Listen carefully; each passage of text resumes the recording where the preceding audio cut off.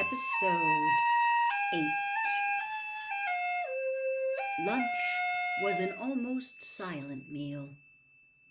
Dudley didn't even protest at the food, cottage cheese and grated celery. Aunt Petunia wasn't eating anything at all. Her arms were folded, her lips were pursed, and she seemed to be chewing her tongue, as though biting back the furious diatribe she longed to throw at Harry. "They'll be driving, of course," Uncle Vernon barked across the table. Said Harry. He hadn't thought of that. How were the Weasleys going to pick him up?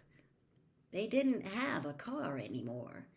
The old Ford Angelina they had once owned was currently running wild in the Forbidden Forest at Hogwarts. But Mr. Weasley had borrowed a Ministry of Magic car last year. Possibly he would do the same today? I think so, said Harry. Uncle Vernon snorted into his mustache. Normally, Uncle Vernon would have asked what car Mr. Weasley drove. He tended to judge other men on how big and expensive their cars were. But Harry doubted whether Uncle Vernon would have taken to Mr. Weasley even if he drove a Ferrari. Harry spent most of the afternoon in his bedroom. He couldn't stand watching Aunt Petunia peer out through the net curtains every few seconds, as though there had been a warning about an escaped rhinoceros. Finally, at 5:15, Harry went back downstairs and into the living room. Aunt Petunia was compulsively straightening cushions. Uncle Vernon was pretending to read the paper, but his tiny eyes were not moving, and Harry was sure he was really listening with all his might for the sound of an approaching car. Dudley was crammed into an armchair, his porky hands beneath him, clamped firmly around his bottom. Harry couldn't take the tension. He left the room and went and sat on the stairs in the hall, his eyes on his watch and his heart pumping fast from excitement and nerves. But 5 o'clock came and then went. Uncle Vernon, perspiring slightly in his suit, opened the front door, peered up and down the street, then withdrew his head quickly. "They're late," he snarled at Harry. I know, said Harry. Maybe the traffic's bad or something. 5:10. Then 5:15. Harry was starting to feel anxious himself now. At 5:30, he heard Uncle Vernon and Aunt Petunia conversing in terse mutters in the living room. "No consideration at all. We might have had an engagement. Maybe they think they'll get invited to dinner if they're late." "Well, they most certainly won't be," said Aunt Petunia, and Harry heard him stand up and start pacing the living room. "They'll take the boy and go.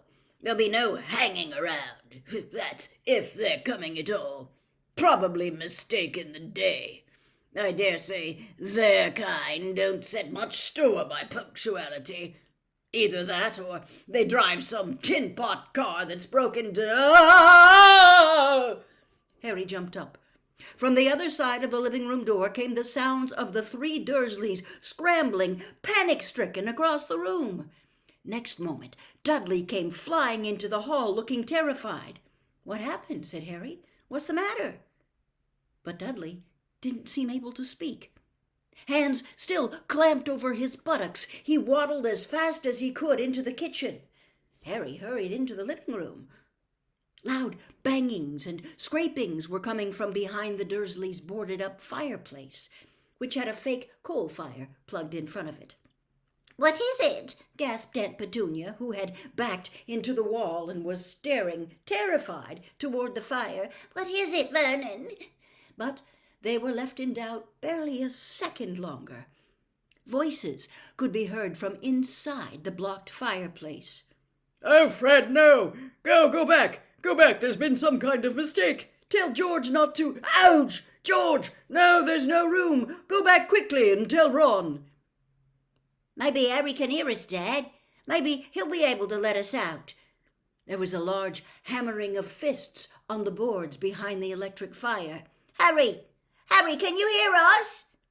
The Dursleys rounded on Harry like a pair of angry wolverines. "What is this?" growled Uncle Vernon. "What's going on?" They've tried to get here by flue powder, said Harry, fighting a mad desire to laugh. They can travel by fire, only you've blocked the fireplace. Hang on.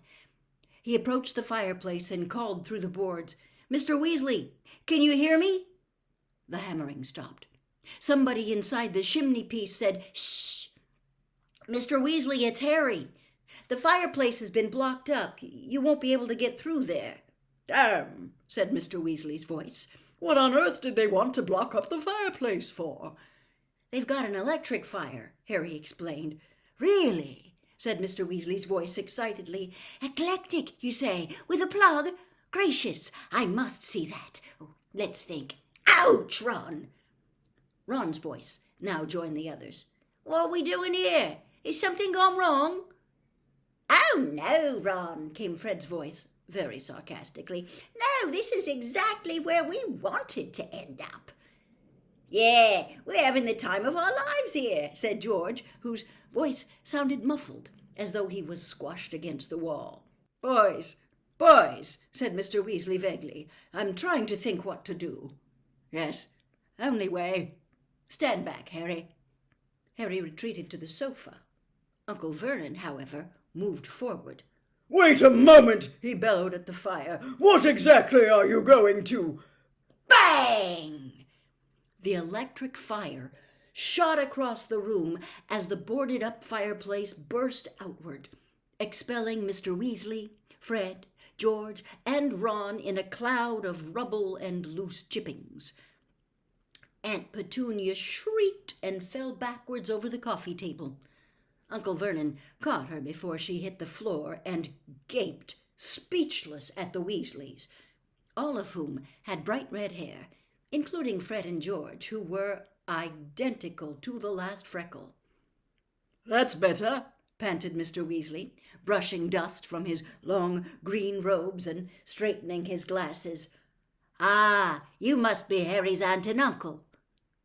Tall, thin, and balding, he moved toward Uncle Vernon, his hand outstretched, but Uncle Vernon backed away several paces, dragging Aunt Petunia. Words utterly failed Uncle Vernon. His best suit was covered in white dust, which had settled in his hair and mustache and made him look as though he had just aged 30 years. "Oh, yes, sorry about that," said Mr. Weasley, lowering his hand and looking over his shoulder at the blasted fireplace. "It's all my fault. It just didn't occur to me that we wouldn't be able to get out the other end. I had your fireplace connected to the flue network, you see, just for an afternoon, you know, so we could get Harry. Muggle fireplaces aren't supposed to be connected, strictly speaking, but I've got a useful contact at the flue regulation panel, and he fixed it for me. I can put it right in a jiffy, though, don't worry.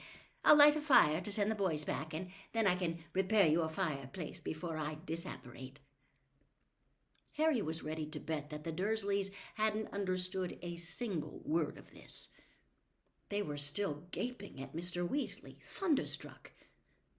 Aunt Petunia staggered upright again and hid behind Uncle Vernon. "Hello, Harry," said Mr. Weasley brightly. "Got your trunk ready?" "It's upstairs," said Harry, grinning back. We'll get it, said Fred at once, winking at Harry. He and George left the room. They knew where Harry's bedroom was, having once rescued him from it in the dead of night. Harry suspected that Fred and George were hoping for a glimpse of Dudley. They had heard a lot about him from Harry. "Well," said Mr. Weasley, swinging his arm slightly while he tried to find words to break the very nasty silence. Very nice place you've got here." As the usually spotless living room was now covered in dust and bits of brick, this remark didn't go down too well with the Dursleys. Uncle Vernon's face purpled once more, and Aunt Petunia started chewing her tongue again.